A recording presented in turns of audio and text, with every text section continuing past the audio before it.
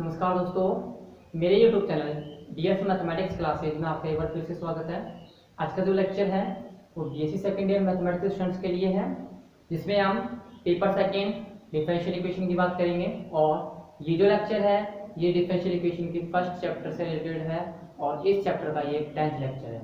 इस लेक्चर के अंदर हम होमोजीनियस डिफरेंशियल इक्वेशन के रिलेटेड कुछ इंपॉर्टेंट क्वेश्चंस का अध्ययन करेंगे, ठीक भाई। और साथ ही साथ इसके इस एक्सरसाइज से पहले जो आपके एग्जाम्पल्स है बुक्स के अंदर उनका भी अध्ययन करेंगे, ठीक भाई।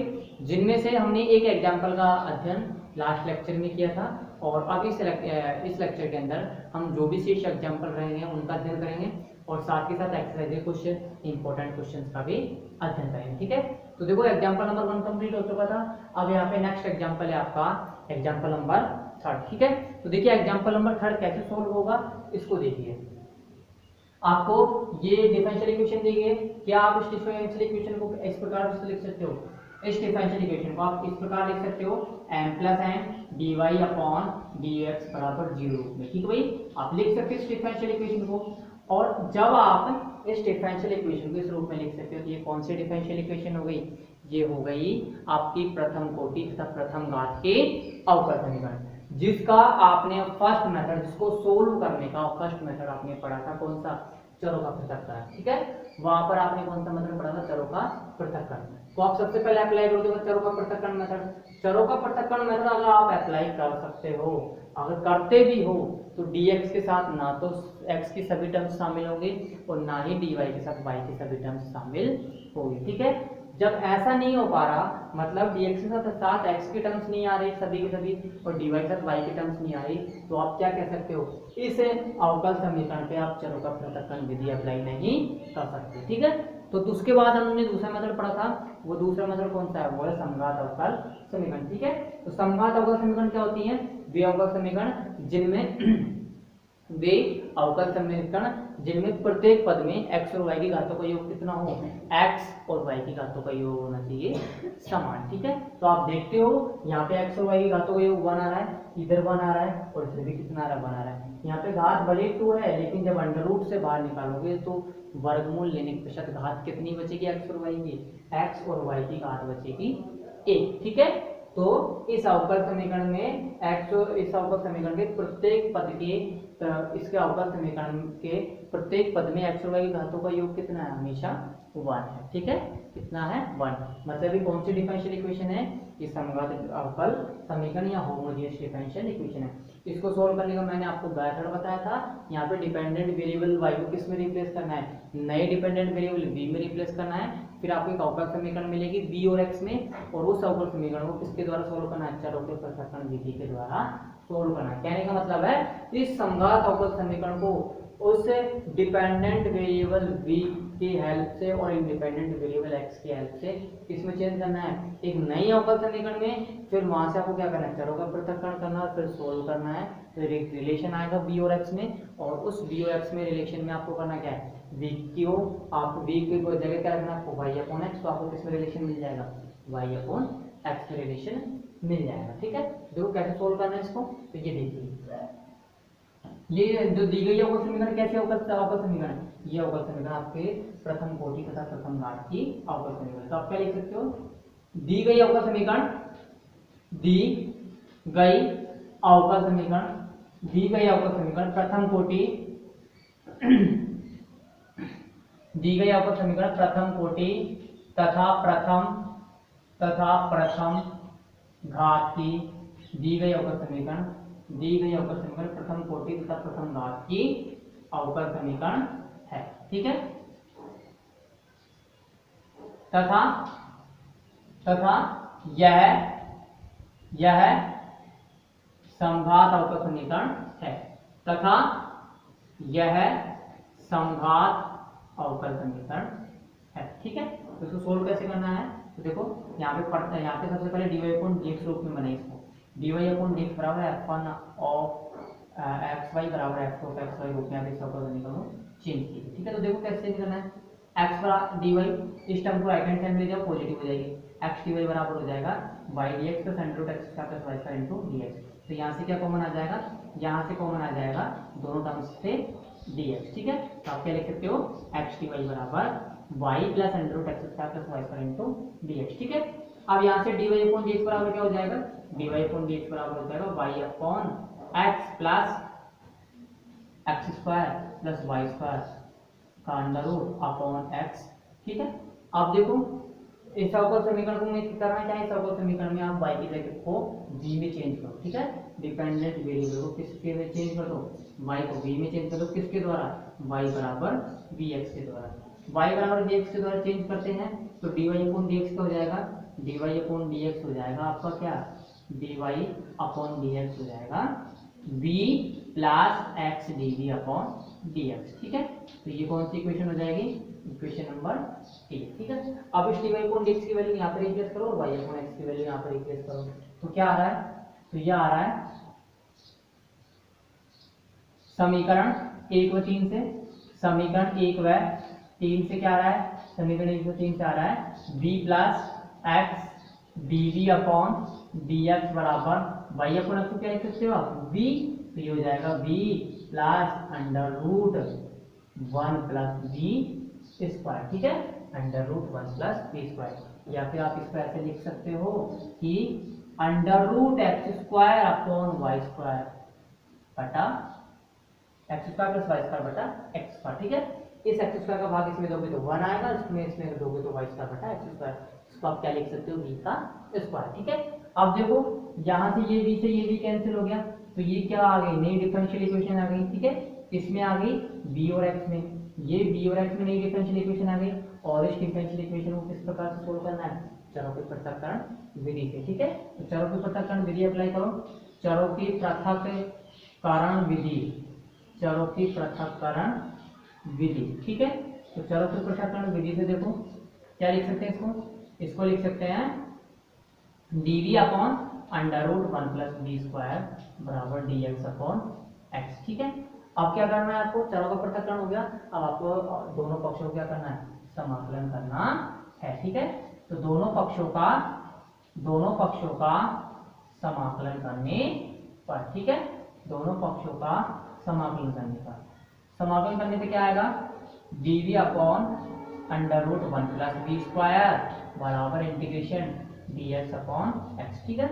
1 upon under root 1 plus b square का इंटीग्रेशन क्या होता है, इसका इंटीग्रेशन होता है log of x plus under root x square plus a square, ठीक है। तो इसका इंटीग्रेशन हो जाएगा log b plus under root 1 plus b का whole square plus whole square नहीं 1 प्लस b का अंडर रूट बराबर log ऑफ x, ठीक है।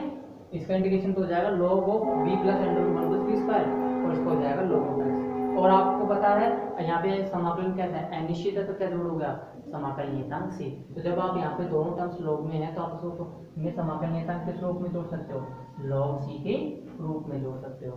आपको पता है log n plus log n कितना होता है, log mn, तो इसको लिख सकते हो log c x, और इसको एज इट इज रहने दो log b plus under root 1 plus b square, ठीक है।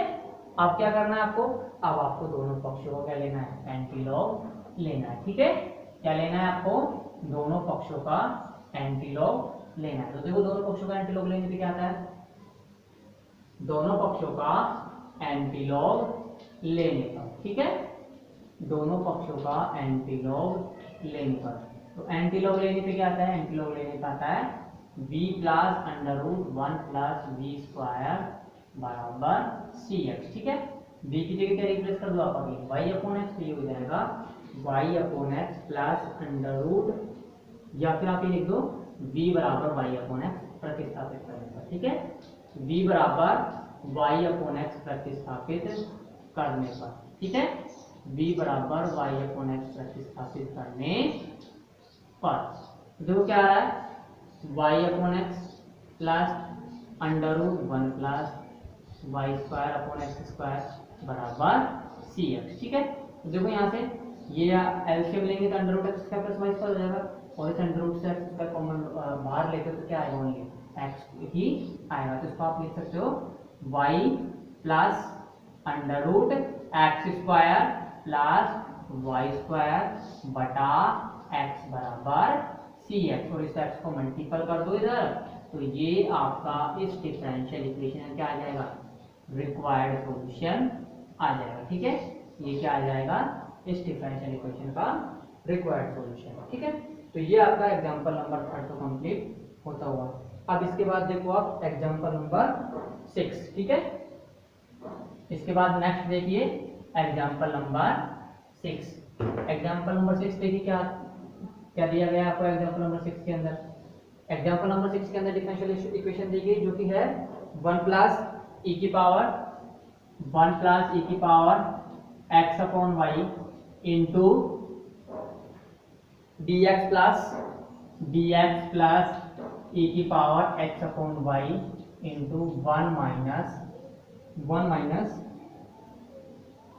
x upon y into dy। ठीक है, 1 minus x upon y into d y बराबर 0। ठीक है, आपको जब भी अवकल समीकरण किसी भी अवकल समीकरण के अंदर आपको x अपॉन वाई या y अपॉन एक्स की टर्म दी गई है, तो आपको सोल्व कैसे करना है उस अवकल समीकरण को, उस अवकल समीकरण को समघात अवकल समीकरण के मेथड से सोल्व करना है। ठीक है, ध्यान रख लेना जहाँ पे x अपॉन वाई या y अपॉन एक्स की टर्म आ गई, पावर में आ गई या कैसे भी आ गई, तो आपको तुरंत पता लगना चाहिए ये कैसे अवकल समीकरण, समघात अवकल समीकरण। ठीक भाई, कैसे अवकल समीकरण है, समघात अवकल समीकरण। ठीक है, और समघात अवकल समीकरण को सोल्व करने का मतलब आप जानते हो कैसे सोल्व करते हैं। लेकिन एक चीज का ध्यान रखना है आपको, जब x अपॉन वाई दिया गया हो तो x अपॉन वाई को मानना कोई नया चर v। ठीक है, जब x अपॉन वाई दिया गया तो आपको मानना है नया चर v के बराबर, और जब x अपॉन वाई नए चर v के बराबर है तो आप x को किस में चेंज कर रहे हो, x को चेंज कर रहे हो vy में। कहने मतलब है x किस में चेंज हो रहा है, v में चेंज हो रहा है। किस तरीके से कि x बराबर vy, और जब x बराबर vy है तो आपको क्या, आपकी बार क्या करना है, dy upon dx find out नहीं करना, आपकी बार dx upon dy find out करना है। आपकी बार y क्या है, y आपका इंडिपेंडेंट वेरिएबल है ना कि डिपेंडेंट। ठीक है, तो इस बार वेरिएबल चेंज हो जाएंगे, ये तो होगा हमेशा डिपेंडेंट वेरिएबल इस फॉर्म में, और ये होगा इंडिपेंडेंट वेरिएबल, और ये कैसा होगा, ये भी डिपेंडेंट वेरिएबल होगा। ठीक है, तो x अपॉन वाई बराबर v है तो आप इसको क्या लिखोगे, x बराबर vy, जहाँ पे y होगा इंडिपेंडेंट, x होगा डिपेंडेंट, और x किस में चेंज हो रहा है, डिपेंडेंट वेरिएबल v में चेंज हो रहा है। तो आपको क्या फाइंड आउट करना है, dy अपॉन dx की बजाय dx अपॉन dy। ठीक है, क्या फाइंड आउट करना है, dx अपॉन dy। और जब y अपॉन x दिया गया हो तो y अपॉन x बराबर आप क्या लिखते हो, आप मान लो y अपॉन x बराबर क्या है v, तो y बराबर क्या लिख सकते हो, तो vx, जहाँ पे x क्या है, जहाँ पे x इंडिपेंडेंट है, y डिपेंडेंट है, और v क्या है, v कोई अन्य डिपेंडेंट वेरिएबल है। ठीक है, जिसमें क्या चेंज हो रहा है, जिसमें y चेंज हो रहा है, मतलब y किस में चेंज हो रहा है, v में। तो इस कंडीशन में आप क्या फाइंड आउट करोगे, इस कंडीशन में फाइंड आउट करोगे dy अपॉन dx, जैसा कि हमने इस मेथड के अंदर वैसे इस क्वेश्चन के अंदर किया है। ठीक है, तो देखो इस क्वेश्चन को कैसे सोल्व करना है, एग्जांपल को देखो, आपको x अपॉन y दिया गया है तो आपकी बार x अपॉन y को आप क्या मानोगे, v। कहने का मतलब है कि x बराबर हो जाएगा vy, मतलब x हो जाएगा डिपेंडेंट वेरिएबल और y हो जाएगा इंडिपेंडेंट वेरिएबल। ठीक है, तो यहाँ पे टर्म भी आपको क्या बनानी है, टर्म बनानी है, तो यहाँ पे अवकल बनाना है dx अपॉन dy। ठीक है, dx अपॉन dy कैसे बनेगा, इस टर्म को उधर लेके जाओ तो ये किसमें हो जाएगी, नेगेटिव में। ठीक है, ये टर्म किसमें हो जाएगी, ये टर्म हो जाएगी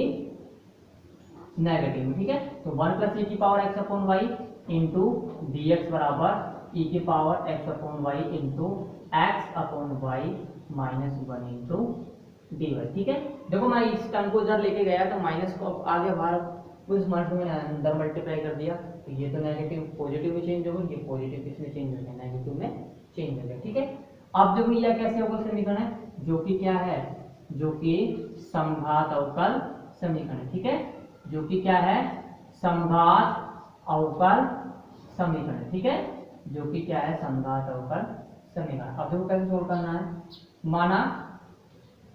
माना x बराबर v y। ठीक है, माना x बराबर आपने क्या मान लिया, v इंटू वाई। ठीक है, x बराबर v इंटू वाई मान लिया, मतलब कर क्या रहे हो, डिपेंडेंट वेरिएबल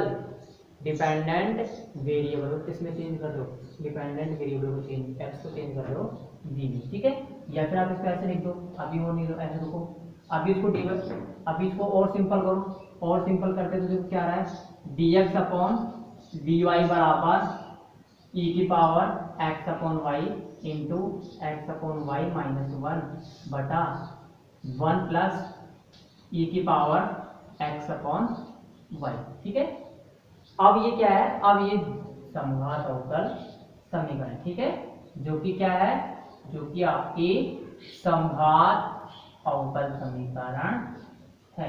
ठीक है भाई, क्या है ये समघात अवकल समीकरण। अब देखो समघात अवकल समीकरण, तो एक्स को आप क्या लिख सकते हो, एक्स को आप चेंज करो किसमें, एक्स को चेंज करो v में, किसके द्वारा, x बराबर v इंटू वाई। ठीक है, x बराबर v इंटू वाई।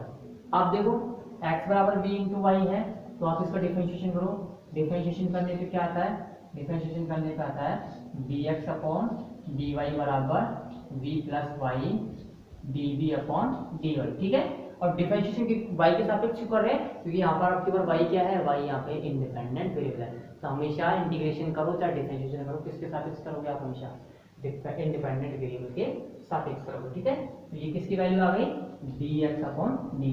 अब समीकरण 2 3 समीकरण 3 और 1 से आप क्या लिख सकते हो, समीकरण 2 3 से क्या लिख सकते हो, 2 3 है, 1 से क्या लिख सकते हो, इसको लिख सकते हो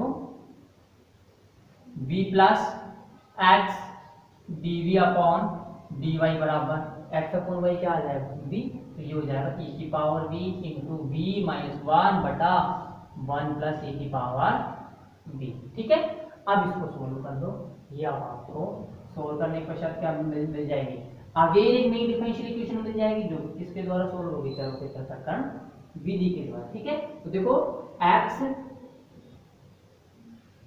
dv अपॉन dy क्या होगा,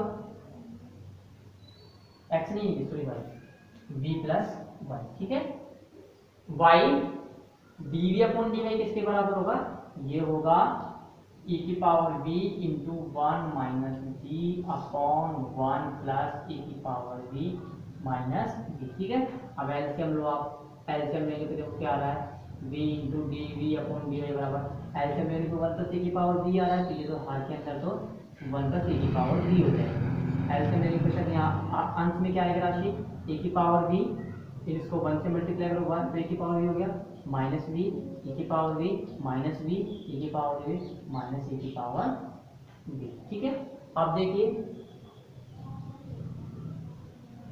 1 माइनस v नहीं है, v माइनस 1 है, तो ये हो जाएगा v e की पावर v माइनस e की पावर v माइनस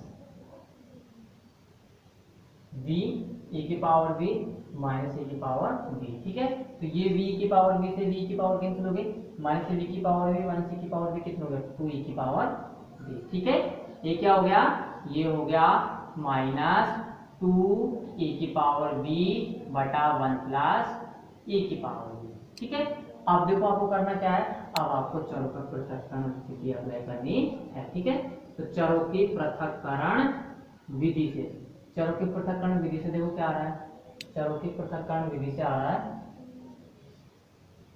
क्या, कि dv के साथ आपको किसकी टर्म लेनी है, dv के साथ लेनी है आपको v की सभी टर्म्स, और dx dy के साथ किसकी टर्म लेनी है, y की सभी टर्म्स लेनी है। ठीक है, तो ये हो जाएगा 1 प्लस e की पावर v अपॉन e की पावर v इंटू dv बराबर माइनस 2 dy अपॉन y। ठीक है, अब देखो e की पावर v का भाग दो, e की पावर v का भाग देते, तो ये हो जाएगा माइनस e की power v plus 1 into dv बराबर माइनस 2 dy अपॉन y। ठीक है, अब करना क्या है आपको, दोनों पक्षों का समाकलन करना है। ठीक है, क्या करना है आपको, आपको दोनों पक्षों का समाकलन करना है। ठीक है, समाकलन करता है, अगर समाकलन करते हैं तो देखो समाकलन क्या होगा इसका, दोनों पक्षों का समाकलन करने पर ये हो जाएगा e की पावर माइनस v का तो हो जाएगा माइनस e की पावर माइनस v, 1 का हो जाएगा v। ठीक है, फिर ये हो जाएगा माइनस 2 log y। ठीक है, प्लस log c। ठीक है, अब देखिए इसके पश्चात e की पावर माइनस v है, तो v को रिप्लेस करो, v बराबर क्या रिप्लेस करोगे, x अपॉन y। ठीक है, v बराबर x अपॉन y रखने पर, तो v बराबर x अपॉन y रखते तो क्या आ रहा है, माइनस e की power minus x upon y plus x upon y बराबर -2 log y plus log c। ठीक है, आप देखो इस log वाले टर्म को इधर ले आओ और इस e की पावर को उधर ले जाओ, ये हो जाएगा x upon y plus 2 log y बराबर e की power minus x upon y plus log c। ठीक है, जो कि क्या है आपके डिफरेंशियल इक्वेशन का आपकी रिक्वायर्ड डिफरेंशियल इक्वेशन है, क्या है ये सॉल्यूशन है। ठीक है, अब देखो ये तो आपका एग्जांपल नंबर 6 कंप्लीट होता हुआ, उसके पश्चात है आपका एग्जांपल नंबर 4। ठीक है, एग्जांपल नंबर 4 देखिए क्या है। एग्जांपल नंबर 4 के अंदर आपको दिया गया है अवकल समीकरण x cos y upon x plus y sin y upon x into y minus y sin y upon x minus x cos y upon x into x dy upon dx बराबर 0।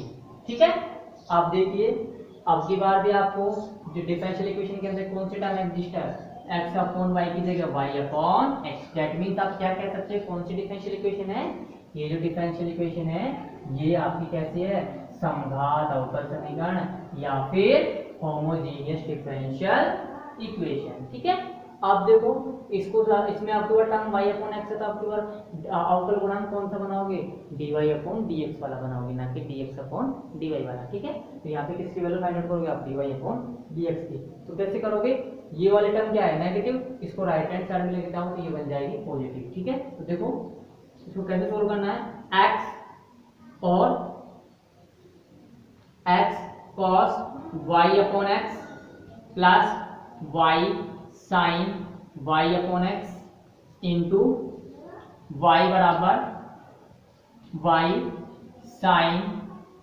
y upon x minus x cos y upon x into x dy upon dx। ठीक है, अब करना क्या है, इस y को इस अंदर दोनों टर्म से मल्टीप्लाई करो, इस x को दोनों टर्म से मल्टीप्लाई करो और फिर इस वाले टर्म का किस में भाग दो, इस वाले टर्म में भाग दे दो। ठीक है, देखो x इस टर्म को मल्टीप्लाई करो y से तो ये हो जाएगा xy cos yx plus y square sin y upon x बराबर इसको किससे मल्टीप्लाई करना है, x से, तो ये हो जाएगा x y sin y upon x minus x square cos y upon x।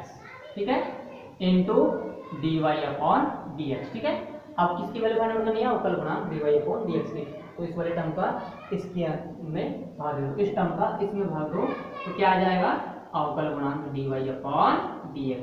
तो dy अपॉन dx हो जाएगा xy cos y upon x plus y square sin y upon x बटा x y sin y upon x minus x square cos y upon x। ठीक है, ये हो गया। अब देखो यहाँ पे y अपॉन x को किसमें, ये कैसे होगा समीकरण, समघात अवकल समीकरण। इसमें करना क्या है, y को चेंज करना है नए इंडिपेंडेंट नए डिपेंडेंट वेरिएबल v में। ठीक है, y को किसमें चेंज करना है, y को चेंज करना है नए डिपेंडेंट वेरिएबल v के अंदर। ठीक है, तो देखिए कैसे चेंज करोगे, ये तो हो गई आपकी इक्वेशन नंबर 1। ठीक है, क्या रिप्लेस कर दो आप y को चेंज कर दो v में, किसके द्वारा, y बराबर vx। ठीक है, तो ये आपकी इक्वेशन नंबर 2 हो गई। अब करना क्या है, अब इसका डिफरेंशिएशन होगा x के रेस्पेक्ट में, क्योंकि x क्या है यहाँ पे इंडिपेंडेंट वेरिएबल, तो डिफरेंशिएशन हो जाएगा dy अपॉन dx बराबर v plus x dv upon dx। ये हो गई इक्वेशन नंबर 3। अब करना क्या है आपको, इक्वेशन फर्स्ट सेकंड और थर्ड का यूज करना, ठीक है। फर्स्ट सेकंड थर्ड से आप क्या लिख सकते हो, v plus x dv upon dx बराबर, ठीक है। आप देखो यहाँ से आप क्या कॉमन लोगे, इस फुल टर्म से x की पावर कॉमन लोगे। आपको पता है x और y की घात का होगा ये कितना है 2, तो यहाँ से इस अंश से कितनी कॉमन लोगे x की पावर 2, r से कितनी कॉमन लोगे x की पावर 2, x की पावर 2 से x की पावर 2 कैंसिल हो जाएगा, सिर्फ क्या बचेगा, सिर्फ ये बचेगा y upon X cos y upon x plus y square बटा X square sine y upon X बटा y upon X sine y upon X minus cos y upon x, ठीक है। अब करना क्या है, y अपॉन एक्स की जगह v रिप्लेस कर दो, ठीक है। तो ये हो जाएगा v plus x dv upon dx बराबर v cos v plus v square sine v बटा v sine v minus cos v, ठीक है। और यहाँ से क्या लिख सकते हो आप, इस v को राइट हैंड साइड ले जाओ तो ये हो जाएगा नेगेटिव, और फिर आप एलसीएम ले लो तो ये हो जाएगा v cos v plus v square sine v minus v square sine v plus v cos v बटा v sine v minus cos v, ठीक है।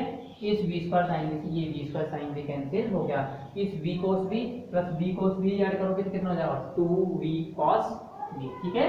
कितना हो जाएगा 2v cos v, तो ये हो जाएगा x dv अपॉन dx बराबर 2v cos v बटा v साइन v प्लस नहीं v sine v minus cos v। आप क्या करोगे, चरों का पृथक्करण, ठीक है।